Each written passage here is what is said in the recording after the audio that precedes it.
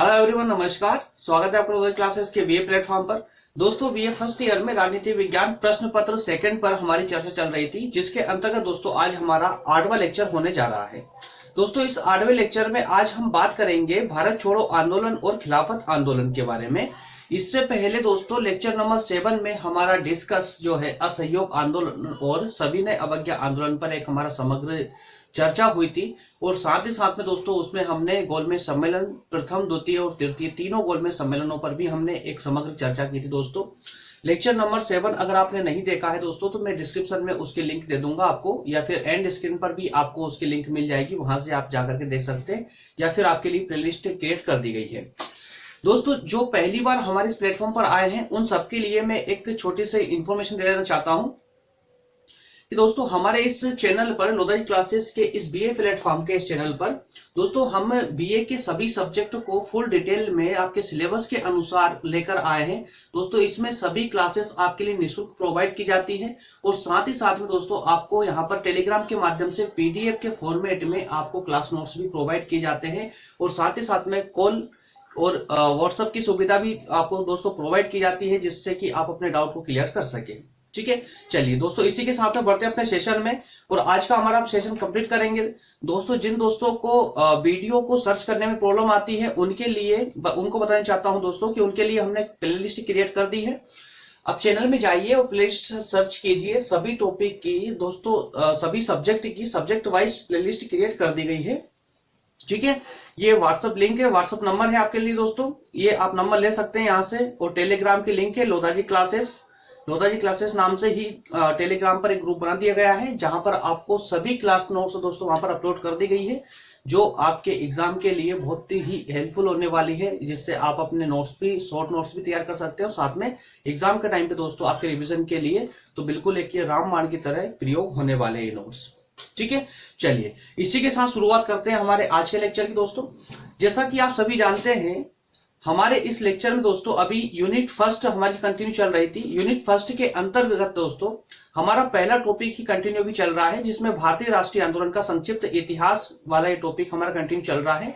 और इस टॉपिक में हमारा लगभग ये लास्ट सेकेंड वीडियो होने जा रहा है दोस्तों। इसके बाद में 1 या 2 क्लास और होगी इस टॉपिक पर, इसके बाद हम डायरेक्टली मूव करेंगे भारतीय संविधान के निर्माण पर। ठीक है, तो इसके अंतर्गत दोस्तों हमारे जो 2 आंदोलन और इंपॉर्टेंट आंदोलन बचे हुए हैं उन पर हम चर्चा करेंगे, खिलाफत आंदोलन और असहयोग भारत छोड़ो आंदोलन। ठीक है, ये टॉपिक से संबंधित कुछ प्रश्न है दोस्तों, जो कि आपके एनालाइज के लिए बहुत आवश्यक है। इन क्वेश्चनों को जैसा कि हम प्रत्येक क्लास में सभी लेक्चरों में आपके लिए जब भी टॉपिक हम स्टार्ट करते हैं, क्लास स्टार्ट करते हैं दोस्तों, तो उससे पहले हम उस टॉपिक से संबंधित कुछ महत्वपूर्ण प्रश्न आपके सामने रखते हैं। उस पूरे टॉपिक से संबंधित कुछ प्रश्न है यहाँ पर, इन प्रश्नों को आप एक बार वीडियो पॉज करके पढ़ेंगे। पढ़ने से आपको क्वेश्चन की डिमांड समझ आ जाएगी, जिससे कि आपको टॉपिक समझने में ज्यादा प्रॉब्लम नहीं आएगी। चलिए तो इसी के साथ शुरुआत करते हैं दोस्तों अपने आज के इस टॉपिक की, आज के इस लेक्चर की, जिसमें हम सबसे पहले बात करेंगे भारत छोड़ो आंदोलन की। दोस्तों जिन दोस्तों ने लास्ट सेशन हमारा कवर किया हुआ है, जो पढ़ा हुआ है लेक्चर नंबर 7 जिसने पढ़ा हुआ है, जिसमें हमने बात की थी असहयोग आंदोलन और सविनय अवज्ञा आंदोलन की। ठीक है, तो उसमें दोस्तों पूरी कहानी वाइज पूरा चलता आ रहा है। असहयोग आंदोलन से हमने कहानी स्टार्ट की थी, वो कहानी दोस्तों सविनय अवज्ञा आंदोलन पर आकर स्थगित हो जाती है। उसके बाद में जो फिर से दोस्तों वो कहानी पूरी प्रथम विश्व युद्ध को लेकर के थी, और अब जो आज की जो दोस्तों ये भारत छोड़ो आंदोलन की हम बात करने वाले हैं, ये कहानी स्टार्ट होती है द्वितीय विश्व युद्ध से, सेकेंड वर्ल्ड वॉर से। ठीक है, तो इस युद्ध के अंतर्गत होता क्या है दोस्तों कि फर्स्ट वर्ल्ड वॉर जो था, प्रथम विश्व युद्ध जो था, वो 1918 में लगभग समाप्त हो चुका था। ठीक है, इसके बाद में दोस्तों द्वितीय विश्व युद्ध की संभावनाएं बन जाती है। द्वितीय विश्व युद्ध के बादल मंडराने लगते हैं पूरे विश्व पे, और इसी दौरान होता क्या है दोस्तों कि जो 2 गुटों में पूरा विश्व उस समय बटा हुआ था प्रथम विश्व युद्ध में, वही गुट फिर से जो है अपनी एक्टिविटी में एक्टिव हो जाता है, और सभी जो देश जो थे, सभी जिन्होंने प्रथम विश्व युद्ध में भाग लिया था, वो सभी लगभग वापस से सतर्क होने लगते हैं, और युद्ध के बादल फिर से मंडराने लगते हैं पूरे विश्व पर। और दोस्तों उसी के अंतर्गत एक सेकेंड,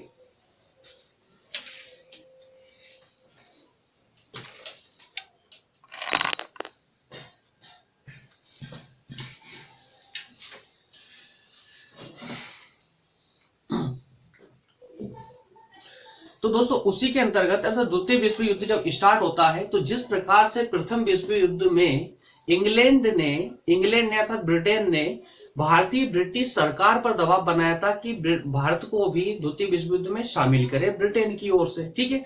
उसी प्रकार सेकेंड वर्ल्ड वॉर में भी यही दबाव कंटिन्यू रहा और ब्रिटिश सरकार जो भारत में ब्रिटिश सरकार थी उस पर फिर से दबाव बनाया गया और उनका दोस्तों जब प्रथम विश्व युद्ध हुआ था अर्थात 1920 तक जो ब्रिटेन का प्रभाव था भारत पर वो उतना नहीं था जितना कि 1940 तक हो चुका था। अर्थात 1940 तक दोस्तों पूर्ण रूप से और पूरी तरह से ब्रिटिश सरकार का पूरी तरह से भारत पर प्रभाव था हर एक क्षेत्र में, ठीक है। तो इस कारण से दोस्तों जैसे द्वितीय विश्व युद्ध स्टार्ट होता है तो अंग्रेज अर्थात ब्रिटिश सरकार ने बिना कांग्रेस से डिस्कस किए, बिना कांग्रेस से वार्तालाप किए भारत को भी इंग्लैंड की तरफ से द्वितीय विश्व युद्ध में शामिल कर दिया। और इससे क्या होता है कि जो कांग्रेस के बड़े बड़े दिग्गज नेता थे वो सबके सब नाराज हो जाते हैं कि द्वितीय विश्व युद्ध में भारत को शामिल करने से पहले हमसे क्यों नहीं पूछा गया। इसको लेकर के कांग्रेस में काफी विवाद होता है और इस विवाद के तहत ही दोस्तों कांग्रेस की एक बैठक होती है। उस बैठक में ही जो है फिर इस प्रकार से आंदोलन फिर से स्टार्ट करने या फिर कहें कि आंदोलन की शुरुआत करने का डिस्कस होता है उस बैठक में। और उसी के दौरान दोस्तों जो कांग्रेस थी दोस्तों, कांग्रेस के नेताओं ने नाराज होकर के और जो मंत्रिमंडल था मंत्रिमंडल से अपना त्यागपत्र देना प्रारंभ कर दिया। तो छोटी सी कहानी इतनी सी इसकी बन जाती है कि द्वितीय विश्व युद्ध में अंग्रेजों ने अर्थात ब्रिटिश सरकार ने कांग्रेस की सहमति के बिना ही भारत को इंग्लैंड की ओर से द्वितीय विश्व युद्ध में शामिल कर लिया, ठीक है। और इस बात से कांग्रेस नाराज हो जाती है। तो कांग्रेस के नेता नाराज होने के कारण जो नेता कांग्रेस के अर्थात भारतीय नेता जो भी मंत्रिमंडल में थे उस समय, राज्यों के मंत्रिमंडल में जो थे, प्रांतों के मंत्रिमंडल में थे, उन्होंने त्यागपत्र देना स्टार्ट कर दिया, त्यागपत्र देना प्रारंभ करके और अपना विरोध प्रदर्शन करना शुरू कर दिया। तो ये तो था प्रमुख कारण दोस्तों भारत छोड़ो आंदोलन के। अब भारत छोड़ो आंदोलन किस प्रकार से प्रारंभ होता है और उसका परिणाम क्या होता है, अब इस पर हम समग्र चर्चा कर लेते हैं जिससे हमारा कंसेप्ट पूरी तरह ये क्लियर हो जाए। तो गांधी जी के द्वारा स्वतंत्रता की मांग निरंतर बढ़ने लगी और इसी उद्देश्य से कांग्रेस ने गांधी जी के नेतृत्व में 1940 में व्यक्तिगत सत्याग्रह आंदोलन चलाया, लेकिन वो पूरी तरह से सफल नहीं हो पाया। भारतीयों को संतुष्ट करने के उद्देश्य से 1940 में गवर्नर जनरल ने युद्ध समाप्ति के बाद सरकार द्वारा भारत को स्वतंत्र करने का आश्वासन दिया, परंतु कांग्रेस पूर्ण स्वराज की मांग पर अड़ी रही और मुस्लिम लीग ने 1940 में पाकिस्तान बनाने की मांग की। तो इस स्लाइड को दोस्तों अगर हम व्यवहारिक रूप से समझे, इसको देखिए, पहली बात तो जो मैं स्लाइड आपके लिए लेके आता हूं दोस्तों ये एकदम सिंपल भाषा में होती है। एक बार आप पढ़ते हैं, पढ़ते ही पूरा समझ आता है, इसमें ना समझने जैसी कोई शब्दावली है ही नहीं, ठीक है। अब इसको अगर हम व्यवहारिक रूप से समझे तो देखिए कहानी क्या थी कि दूसरे विश्व युद्ध में भारत को कांग्रेस की बिना सहमति के मिला लिया था, ठीक है, इंग्लैंड के समर्थन में, है ना। तो इस कारण से कांग्रेस नाराज हो जाती है और अपने विरोध के परिणाम स्वरूप, अपने विरोध के स्वरूप में वो क्या करती है, अर्थात कांग्रेस क्या करती है, मंत्रिमंडल से त्यागपत्र देना प्रारंभ कर देती है। जो भी कांग्रेस के नेता मंत्रिमंडल में थे उन्होंने त्यागपत्र देना स्टार्ट कर दिया। अब हुआ यूं दोस्तों इसके बाद में कि गांधी जी जो थे, गांधी जी की आकांक्षा अब और बढ़ने लगी थी। 1940 तक आते आते जैसे जैसे विरोध प्रदर्शन और ज्यादा बढ़ने लगे, भारतीय जनता और ज्यादा जागृत होने लगी, वैसे वैसे दोस्तों इनकी आकांक्षाएं और ज्यादा बढ़ने लगी, ठीक है। तो गांधी जी की स्वतंत्रता, गांधी जी जो है स्वतंत्रता की मांग, उनकी आकांक्षा बढ़ने लगी, स्वतंत्रता की मांग बढ़ने लगी। और इस उद्देश्य से ही गांधी जी क्या करते हैं दोस्तों कि 1940 में व्यक्तिगत सत्याग्रह आंदोलन स्टार्ट करते हैं। व्यक्तिगत अर्थात प्रत्येक व्यक्ति, पूरे एक समूह में नहीं होगा, इसका कोई लीडर नहीं होगा, प्रत्येक व्यक्ति खुद का एक लीडर होगा और खुद अपने स्तर पर सत्याग्रह आंदोलन करेगा। सत्याग्रह अर्थात उसी प्रकार का आंदोलन जैसे असहयोग आंदोलन के समय किया गया था, जैसे सभी ने अवज्ञा आंदोलन के समय किया गया था। तो इस प्रकार से प्रत्येक व्यक्ति सत्याग्रह करेगा, ठीक है। लेकिन कुछ कारणों से दोस्तों ये आंदोलन सफल नहीं हो पाया। अब भले ही ये आंदोलन सफल नहीं हो पाया दोस्तों, लेकिन भारतीय जनता का जो उग्र रूप था वो ब्रिटिश सरकार को देखने को मिल रहा था, जिस कारण से ब्रिटिश सरकार की जो है काफी समस्याएं बढ़ने लगी थी, है ना। और इस कारण से दोस्तों ब्रिटिश सरकार ने भारतीय जनता से और कांग्रेस से एक वादा किया, और वो वादा ये था कि जैसे ही युद्ध खत्म होगा, अर्थात द्वितीय विश्व युद्ध जैसे ही खत्म होगा, इस युद्ध की समाप्ति के बाद हम भारत को स्वतंत्र कर देंगे। ठीक है, भारत में एक उत्तरदायी सरकार की स्थापना की जाएगी, लेकिन कुछ हद तक अर्थात कुछ मामलों में उसे इंग्लैंड के अंतर्गत रहते हुए कार्य करना होगा। अर्थात कुछ मामले जैसे विदेशी मामले, रक्षा के मामले, है ना, जिस प्रकार के ये जो मामले होते हैं दोस्तों, ये मामले जो है संचार, विदेशी मामले और रक्षा के, ये तीनों मामले ब्रिटेन सरकार के अंतर्गत रहेंगे। इंग्लैंड सरकार इनको संचालित करेगी, ठीक है, और बाकी का जो शासन संचालित होगा वो भारतीय खुद करेंगे। तो ये मंशा थी ब्रिटिश सरकार की। लेकिन कांग्रेस ने दोस्तों पूर्ण स्वराज की मांग रख दी ब्रिटिश सरकार के सामने, जिसे ब्रिटिश सरकार ने बिल्कुल भी नहीं माना, स्पष्ट तौर पर मना कर दिया। ठीक है, ब्रिटिश सरकार ने पूर्ण स्वराज देने से मना कर दिया। वहीं दूसरी तरफ दोस्तों मुस्लिम लीग भी उस समय पाकिस्तान पृथक अलग से पाकिस्तान की मांग पर अड़ी हुई थी। ठीक है, और वो भी उसकी बात भी अंग्रेजों ने अर्थात ब्रिटिश सरकार ने अस्वीकार कर दी, क्योंकि कांग्रेस का दबाव था कि पाकिस्तान की पृथक मांग को अस्वीकार किया जाए। लेकिन मुस्लिम लीग ये चाहती थी कि भारत का बंटवारा होकर के पाकिस्तान की स्थापना हो।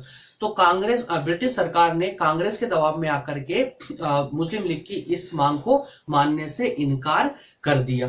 तो ये सब कुछ कारण रहे दोस्तों। इन कारणों को मिलाकर के ही अर्थात कि गांधी जी की मांगों को अस्वीकार कर देने से, मुस्लिम लीग की मांगों का अस्वीकार कर देने से, कांग्रेस की मांग का अस्वीकार कर देने से ही भारत छोड़ो आंदोलन की स्थिति उत्पन्न हो जाती है, और कांग्रेस दोस्तों भारत छोड़ो आंदोलन का ऐलान कर देती है, और इस प्रकार से होता है भारत छोड़ो आंदोलन का शुभारंभ। इस शुभारंभ के तहत अंग्रेज सरकार ने कांग्रेस की पूर्ण स्वराज की मांग को मानने से इनकार कर दिया, अस्वीकार कर दिया। परिणाम स्वरूप 7-8 अगस्त को 1942 को मुंबई में कांग्रेस का एक अधिवेशन बुलाया गया, और बैठक में इस कांग्रेस अधिवेशन की बैठक में भारत छोड़ो आंदोलन का प्रस्ताव रखा गया, और गांधी जी ने करो या मरो का नारा दिया। तो दोस्तों हुआ कुछ यूं कि भारत छोड़ो आंदोलन का शुभारंभ दोस्तों 1942 में 1942 दोस्तों, आपको ये डेट विशेषकर याद रखना है, जो खास डेट है, जैसे असहयोग आंदोलन कब छेड़ा गया था, सविनय अवज्ञा आंदोलन कब छेड़ा गया था, इस बीच में कांग्रेस की बैठकें कब हुई थी, कांग्रेस की बैठक अर्थात कांग्रेस का अधिवेशन। ठीक है, तो जिस प्रकार से भारत छोड़ो आंदोलन की शुरुआत मुंबई के कांग्रेस अधिवेशन से शुरू होती है, 1942 में मुंबई के कांग्रेस अधिवेशन से। ठीक है, तो मुंबई के कांग्रेस अधिवेशन से इसकी शुरुआत होती है किसकी, असहयोग आंदोलन की, और इसी के तहत ही गांधी जी ने नारा दिया था दोस्तों, करो या मरो का। ठीक है, तो इस प्रकार से ये असहयोग आंदोलन माफ कीजिए भारत छोड़ो आंदोलन का मुद्दा हमारा यहाँ पर कंप्लीट होता है। दोस्तों बहुत ज्यादा बड़े मुद्दे नहीं हैं, छोटे छोटे से टॉपिक हैं ये। असहयोग आंदोलन, सविनय अवज्ञा आंदोलन, भारत छोड़ो आंदोलन और खिलाफत आंदोलन, छोटे छोटे टॉपिक है दोस्तों। एक कंप्लीट क्वेश्चन इन पर नहीं आएगा कि भारत छोड़ो आंदोलन को समझाइए या सविनय अवज्ञा आंदोलन को समझाइए। इन पर संक्षिप्त टिप्पणी लिखने के लिए आपसे पूछा जाएगा। एक जो है विस्तार पूर्वक जो क्वेश्चन आते हैं दोस्तों, वो क्वेश्चन आपके इसमें नहीं आएगा। ठीक है, टिप्पणी के रूप में आपसे क्वेश्चन ये पूछे जाएंगे, क्यों, क्योंकि इसमें बहुत ज्यादा लिखने जैसा कुछ होता नहीं है। ठीक है, और बहुत ज्यादा लिखने जैसा अगर आप इसको पूरी कहानी के रूप में और विस्तार से समझते कर चलते हैं तो आप विस्तार से भी लिख सकते हैं। इसमें इतना कोई वो प्रॉब्लम भी नहीं है, बहुत सारा डाटा इसमें लिखने के लिए भी मिल जाता है आपको। ठीक है, तो उम्मीद करता हूं कि भारत छोड़ो आंदोलन का कंसेप्ट आपको क्लियर हुआ है। ठीक है, बहुत ज्यादा डिटेल में भी हम नहीं गए हैं, और दोस्तों जितना सिलेबस में आपके सिलेबस में जितना शॉर्ट में दिया हुआ है उतने शॉर्ट में भी हमने यहाँ नहीं पढ़ा है। आपके सिलेबस में दोस्तों बहुत ज्यादा शॉर्ट में दिया गया था, लेकिन मैंने फिर भी आपको काफी डिटेल करने का इसमें प्रयास किया है। कारण, परिणाम और आंदोलन का शुभारंभ इन 3 स्लाइडों में लाने का प्रयास किया दोस्तों। ठीक है, वरना ये आपके सिलेबस में तो सिर्फ छोटा सा एक टॉपिक ही था मात्र, जिसको हम मुश्किल से 10 से 15 मिनट में डिस्कस कर लेते हैं। ठीक है, फिर भी इसको थोड़ा बड़ा करके आपके सामने प्रेजेंट करने का प्रयास किया मैंने। ठीक है, चलिए, अगर फिर भी कोई समस्या हो तो कमेंट बॉक्स में कमेंट कर सकते हो आप मुझे। व्हाट्सएप की फैसिलिटी आपको प्रोवाइड कर रखी है मैंने। इसके अलावा दोस्तों कॉल की फैसिलिटी भी है, जिसमें हमारी टीम आपको हैंड टू हैंड जो है रिप्लाई करती है, और अगर कभी ऐसा आवश्यक होता है तो दोस्तों मैं भी आपसे कॉल पर बात कर सकता हूं। ठीक है, चलिए इसी के साथ शुरुआत करते हैं हम खिलाफत आंदोलन की।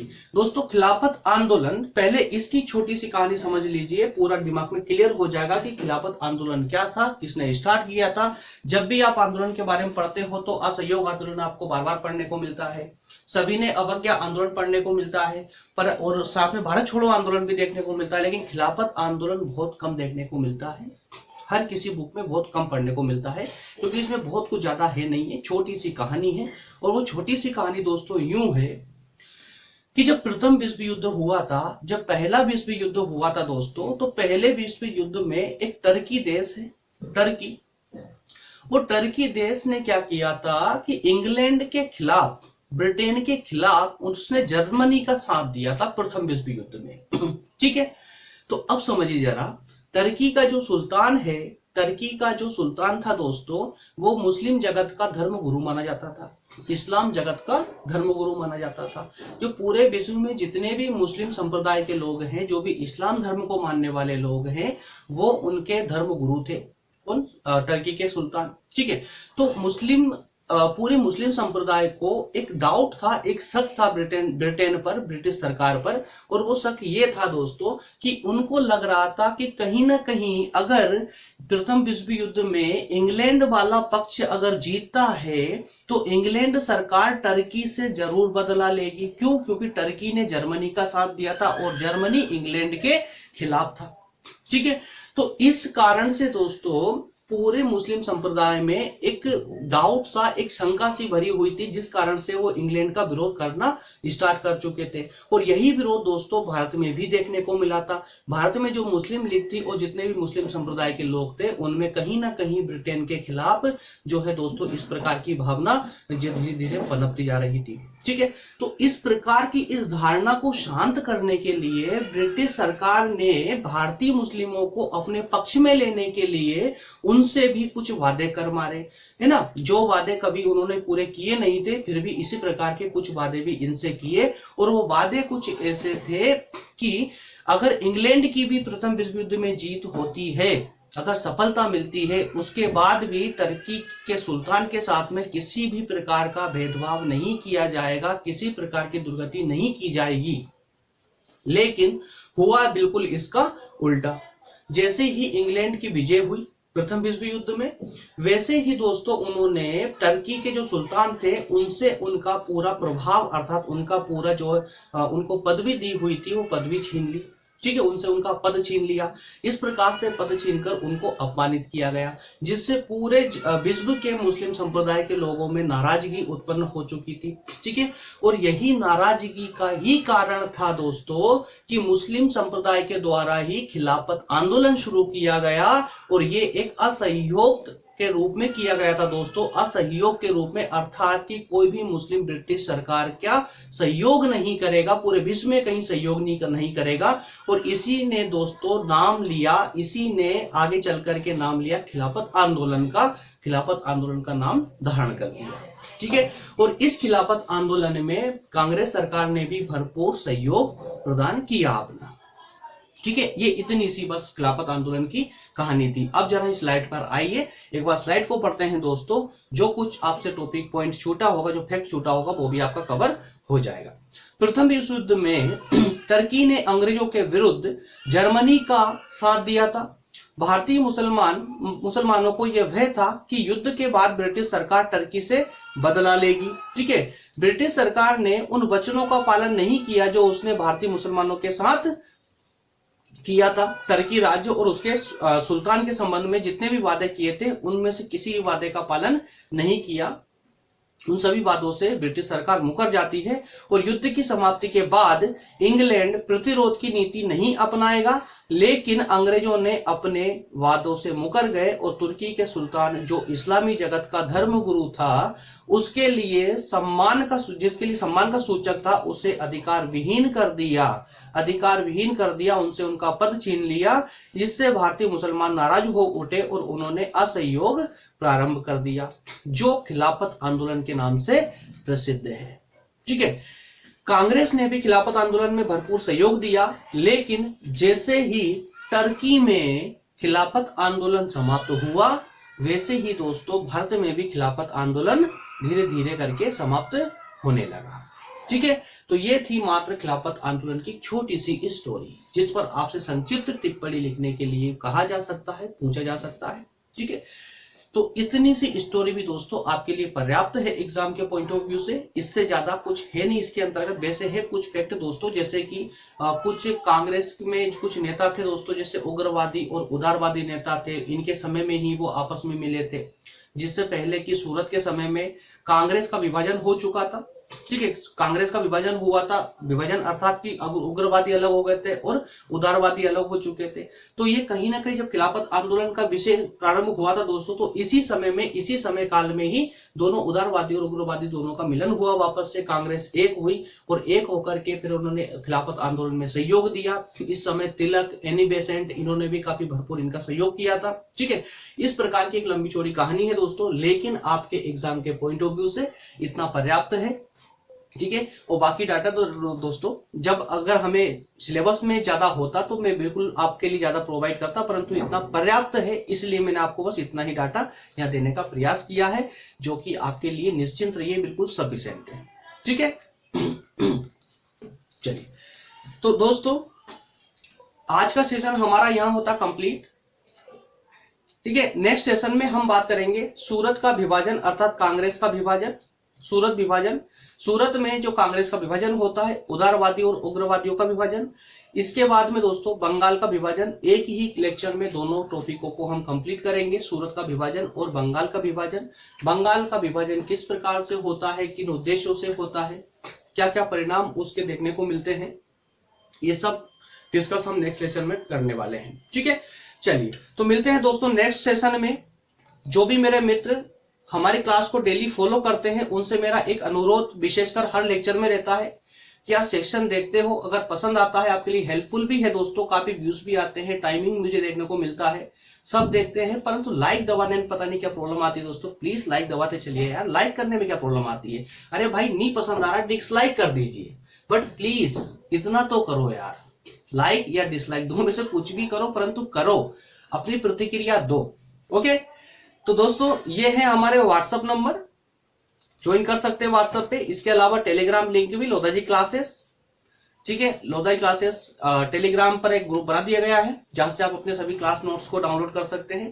दोस्तों अब कुछ दिनों से थोड़ी प्रॉब्लम चल रही थी, टेक्निकल प्रॉब्लम भी चल रही थी, कुछ लेक्चर अपलोड होने में प्रॉब्लम आ रही थी, लेकिन अब मैं उम्मीद करता हूं कि सभी क्लासेस पूरी टाइम पर होती रहेगी, आपको सभी लेक्चर कंटिन्यू टाइम पर मिलते रहेंगे, अब आपको ज्यादा प्रॉब्लम नहीं आएगी। और एक बात और कि कंटिन्यूअसली कुछ लेक्चरों की डिमांड की जा रही है, जैसे इकोनॉमी, जियोग्राफी और हिस्ट्री की, फर्स्ट ईयर में ही दोस्तों। तो हिस्ट्री तो हम बेसिकली स्टार्ट कर चुके हैं, कुछ टॉपिक कुछ लेक्चर ही अभी उसके हुए हैं, वही पेंडिंग पड़े हुए हैं, बाकी दोस्तों वो कंटिन्यू बहुत जल्दी हो जाएंगे, पूरी कोशिश करूंगा मैं। इसके अलावा हिस्ट्री की भी दोस्तों हफ्ते में 2 से 3 क्लास अब हम मंडे से लिया करेंगे। ठीक है, मंडे से हमारी हिस्ट्री पर भी क्लासेस स्टार्ट हो जाएगी। जियोग्राफी दोस्तों, जियोग्राफी वाले स्टूडेंटों को मैं उनसे माफी मांगूंगा, क्योंकि उनको थोड़ा सा भी वेट करना पड़ सकता है, जब तक हमारी पॉलिटी कंप्लीट नहीं होगी तब तक हम जियोग्राफी पर लेक्चर नहीं ले पाएंगे दोस्तों। ठीक है, लेकिन हाँ हिस्ट्री और इतिहास, हिस्ट्री और इकोनॉमी दोनों को हम स्टार्ट कर देंगे, वापस से कंटिन्यू कर देंगे। ठीक है, मिलते हैं नेक्स्ट सेशन में दोस्तों, तब तक के लिए आप सभी का बहुत बहुत धन्यवाद, थैंक यू।